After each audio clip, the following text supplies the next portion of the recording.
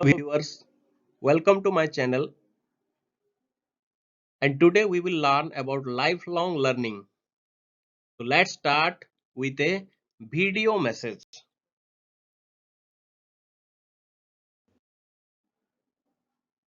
Learning. Learn as much as you can. Learn something. Learning. Learn.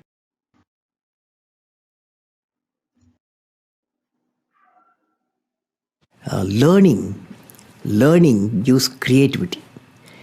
Creativity leads to thinking. Thinking provides knowledge. Knowledge makes you great. You dropped out. Have you ever thought how your life could be better off if you had gotten your Harvard degree? Well, I'm a weird dropout because I take college courses all the time. I love learning company courses and things, so I loved being a student. And there were smart people around, and they fed you, and they gave you these nice grades that made you feel smart. So I feel it was unfortunate that I didn't get to stay there, but I don't think I missed any knowledge because whatever I needed to learn, I was still in a learning mode.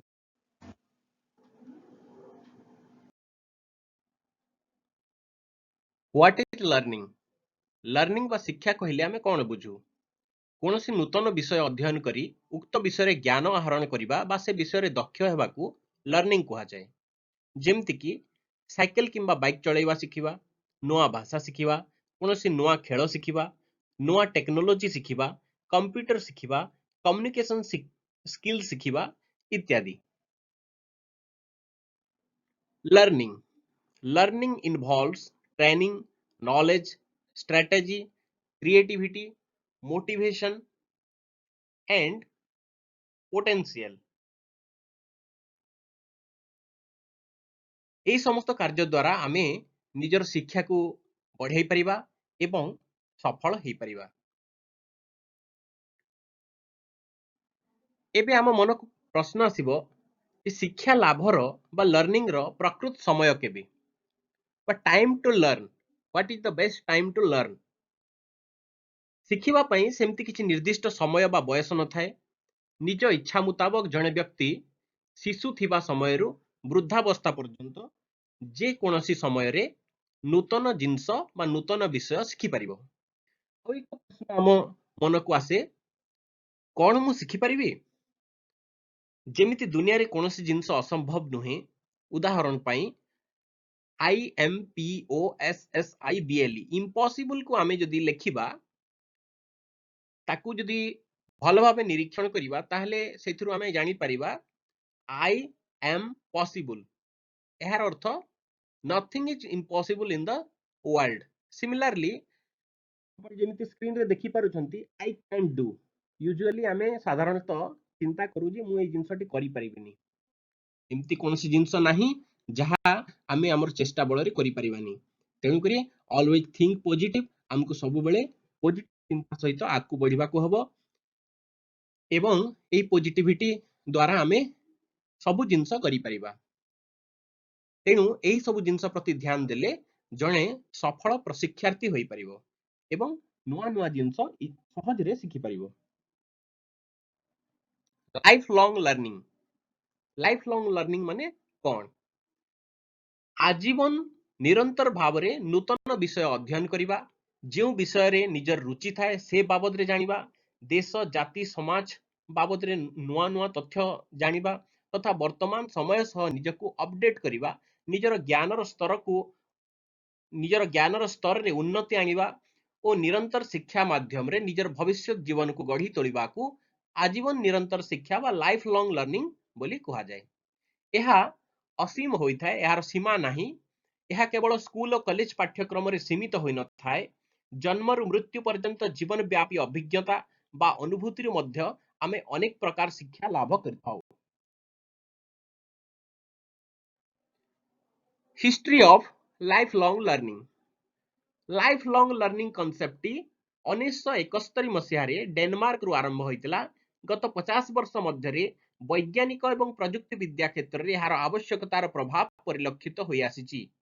Learning କୌଣସି ସ୍ଥାନ ଓ ସମୟ ମଧ୍ୟରେ ସୀମିତ ନୁହେଁ। ଏହା आम नीतिदिनिया जीवन सह संपृक्त। Why is life long learning important? Life long learning काहेकि आवश्यक? यार आवश्यकता कौन अछि? सूचना और ज्ञानर स्तर प्रति 2 ରୁ 3 वर्षରେ द्विगुणित होउची। तेणु एही एकविंश शताब्दीर सूचना और प्रजुक्ति विद्यार जुगरे आमे निजर ज्ञान को एवं ज्ञानर स्तर को जदि न बढ़ाइबा और निरंतर ज्ञान आहरण जदि न करिबा तेबे आमे सफल होई परिबा नाही। ब्रायन ट्रेसी जने कैनेडियन अमेरिकन मोटिवेशनल स्पीकर कहंती, आजीवन निरंतर शिक्षा द्वारा ही आमे प्रतियोगिता रे आगो को बढ़ी परिबा।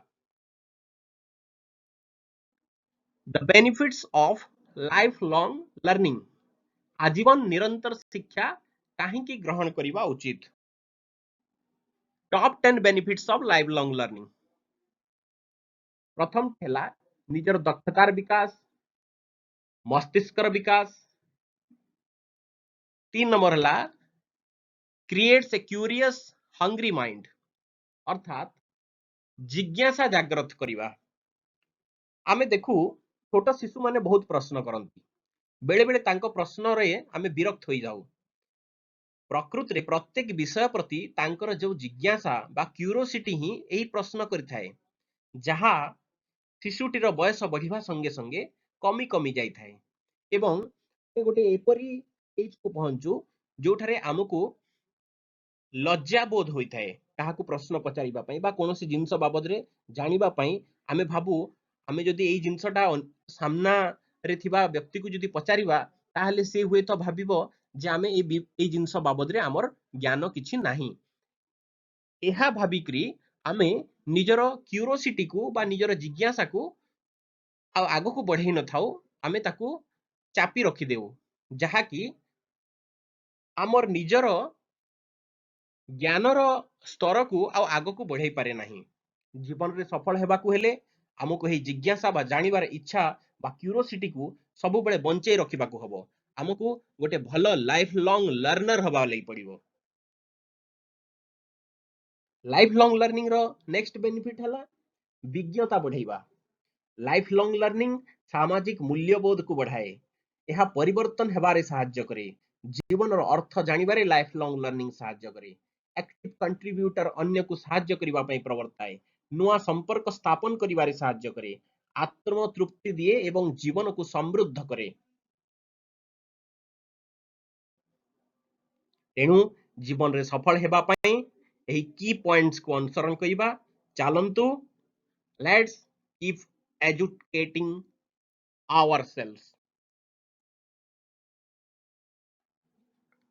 लाइफ लॉन्ग लर्निंग मेथड्स यह को 3 भाग रे विभक्त करा जायछि। प्रथम टी हला फॉर्मल लर्निंग, यह एक नियम भित्तिक पूर्व योजना भित्तिक शिक्षा जहाँ श्रेणी गृह रे सेमिनार और कॉन्फ्रेंस रे व्यवहृत हुए। द्वितीय टी हला इनफॉर्मल लर्निंग, दैनंदिन जीवन रे घटुतबा घटनारू शिखिबा और तार प्रयोग करिबा। उदाहरण स्वरूप आम घर को जदि केही अतिथि आसिले आमे तांकू प्रणाम करू, बड़ मान को सम्मान देबा, एही सब जिंस आमे देखि करी शिखू। हमर दैनंदिन जीवन रे एही सब जिंस घटी थाए, आमे सेहिथिरु ही शिखू। एहाकू इनफॉर्मल लर्निंग कुहा जाय। नॉन फॉर्मल लर्निंग यह फॉर्मल लर्निंग सह इनडायरेक्टली जड़ित, किंतु एथिपई कोनोसी विधिबद्ध सिलेबस न थाए। गोष्ठीगत अभ्यास बा शिक्षा एहार गोटे ज्वलंत उदाहरण। शिशु माने पहरिबा शिखिबा, खेल खेलिबा, ऑर्केस्ट्रा शिखिबा इत्यादि, ए सब जिंस होउची गोटे गोटे प्रकार non formal learning. How to create a life long learning habit. Life long learning को अभ्यास रे केमिति परिणत करी हबो? प्रथमतः निज पसंदर जिनिस जहाँ बाबद रे आमे अधिक जानिबा को चाहूचु तार गोटे लिस्ट प्रस्तुत करिबा। जो माने निजठु बेसी बुद्धिमान और ज्ञानी तांको सह समय अतिबाहित करिबा। उपयुक्त समय रे उपयुक्त स्किल शिखिबा। लाइफ लॉन्ग लर्निंग को जीवन रे अग्राधिकार देबा। सबु बेले गोटिए बही साथी रे नेकी जिबा। आमे जो जगह को भी जाउचु सब बेले आम पाखरे गोटे बही निहाती थिबा कथा एवं समय मिलले आमे को पढ़िबा। एहा द्वारा लाइफ लॉन्ग लर्निंग रो बा लाइफ लॉन्ग लर्निंग को आमे अभ्यास रे परिणत करि परिबा एवं एक्सरसाइजिंग आवर ब्रेन हमर ब्रेन रो एक्सरसाइज करिकरी आमे एहा को अभ्यास रे परिणत करि परिबा exercise your brain lifelong learning is essential to living a full and healthy life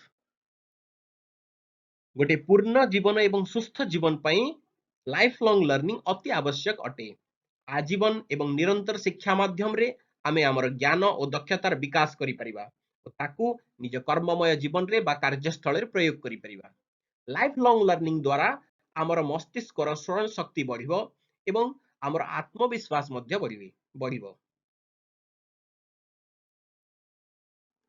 how to exercise your brain बारंबार पढ़िबा द्वारा नुआ स्किल शिखिबा द्वारा शिखुथिबा स्किल को कार्य रे लगेबा द्वारा ग्रुप रे सांग साथी सह नुआ खेल म्यूजिक डांस आदि शिखिबा द्वारा गेम एवं पजल जोंतरे मस्तिष्क रो विकास हेबो सेही भलिया गेम खेलिबा द्वारा नुआ शब्द बा भाषा शिखिबा द्वारा गणित अभ्यास करिबा द्वारा ड्राइंग बा पेंटिंग करिबा द्वारा एवं जलख्या को ठीक समय रे जेमती खाइबा ताकू जेमती स्किप न करिबा भूलिबा नहीं एही सब अभ्यास द्वारा आमे हमर ब्रेन रो व्यायाम करि परिबा बा ब्रेन रो एक्सरसाइज टा करि परिबा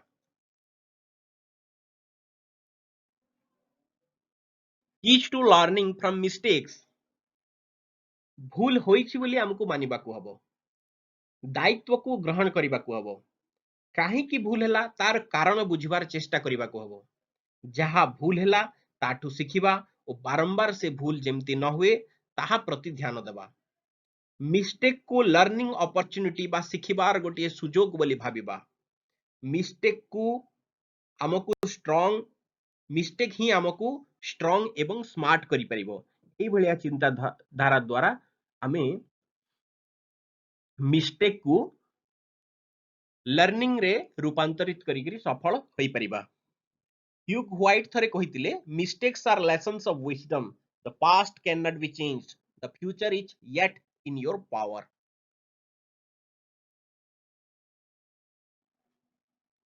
the road to career success it's rare for people to advance in their careers without career assessment career exploration career development and continuous learning एई चारटा जिंस जो व्यक्ति माने निज जीवन रे एडॉप्ट करि न थांती से माने सहज रे सफलता पाई न थांती तेनु करी ए career assessment career exploration career development and continuous learning को हमको अनुसरण करिबा लागि पड़िबो फर्स्ट असला कैरियर असेसमेंट रे हमको जानिबा लागि पड़िबो मु किए मोर दक्षता और दुर्बलता कोन मो जीवन रो लक्ष्य कोन मु कोन करिबा को भल पाए मो वर्तमान को स्थान रे अछि एवं 10 वर्ष परे मु कोठी थिबी एही सब प्रश्न आमे निजको पचारिबा एवं निजको जानिबा तद्वारा आमे निजर वृत्ति निर्धारण करि परिबा बा कैरियर असेसमेंट करिबा बा करि परिबा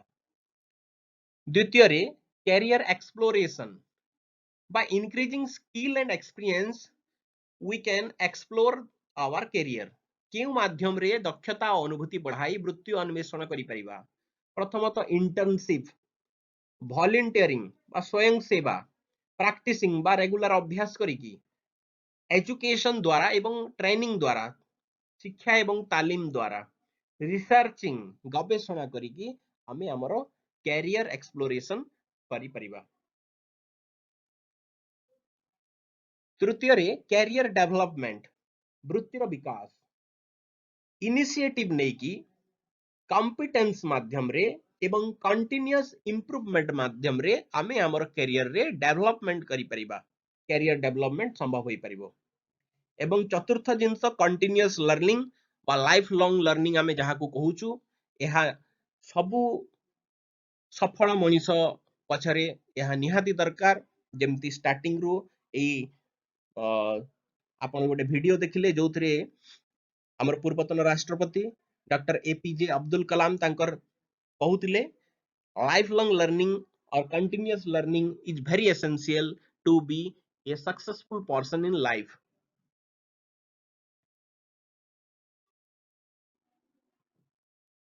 7.5 habits of highly successful lifelong learners.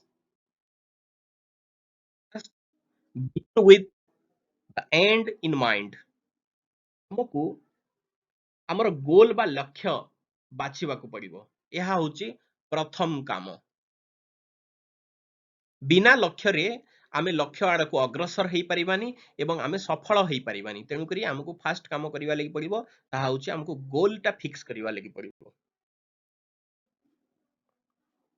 ଦ୍ୱିତୀୟ ହ୍ୟାବିଟ୍ ହେଲା accept responsibility for your own learning. ନିଜର ଶିକ୍ଷା ପାଇଁ ନିଜକୁ ହିଁ ଦାୟିତ୍ୱ ନେବାକୁ ପଡିବ। ଅନ୍ୟ କେହି କହିଲେ ମୁଁ ପଢିବି, এই ମାନସିକତାରେ ଯେତେ ଦିନ ପର୍ଯ୍ୟନ୍ତ ଆମେ ପରିବର୍ତ୍ତନ ଆଣି ନ ପାରିବା ସେତେ ଦିନ ପର୍ଯ୍ୟନ୍ତ ଆମେ ଗୋଟିଏ ଭଲ ଲାଇଫ ଲଙ୍ଗ ଲର୍ଣ୍ଣର ହେଇପାରିବାନି ଏବଂ ଆମେ ଆମ ଜୀବନରେ କେବେ ବି ଜଣେ ସଫଳ ବ୍ୟକ୍ତି ହୋଇପାରିବାନି। ତେଣୁକରି ଆମକୁ ନିଜ ଶିକ୍ଷା ପାଇଁ ନିଜେ ହିଁ ଦାୟିତ୍ୱ ନେବାକୁ ପଡିବ।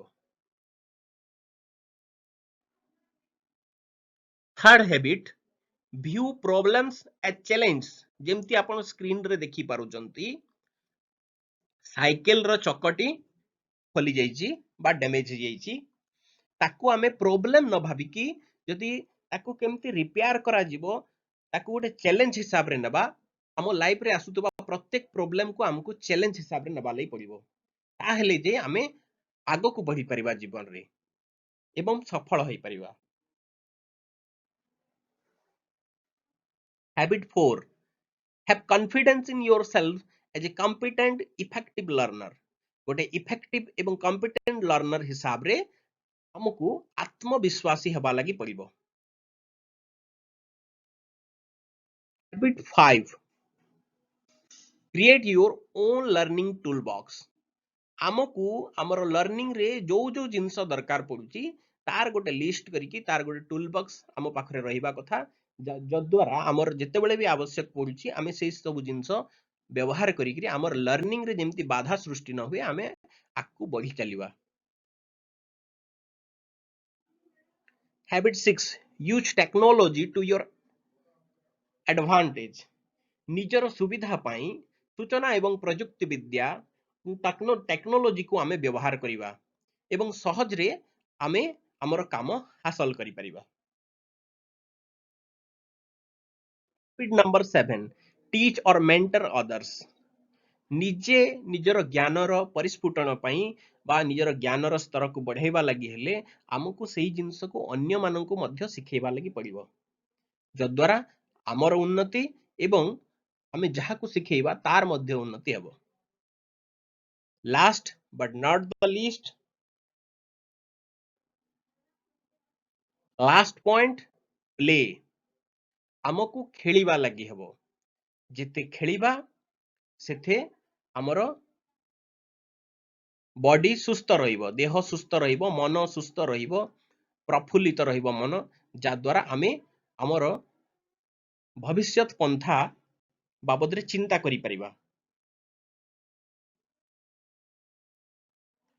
अमेरिकार शिल्पपति तथा फोर्ड मोटर कंपनी प्रतिष्ठाता हेनरी फोर्ड कहितिले 20 वर्ष वयस्क हो अबा 80 वर्ष वयस्क जे शिखिबा बंद करे से वृद्ध हो जाए, आ जे शिखि थाए से युवक होई रही थाए।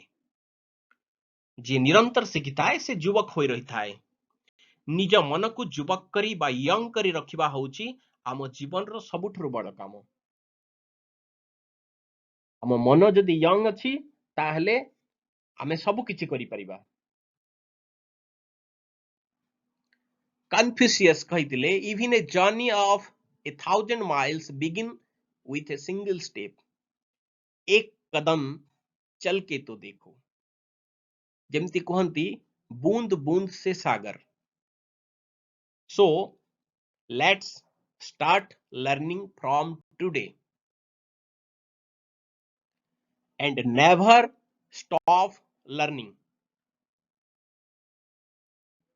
Thank you for watching this video patiently।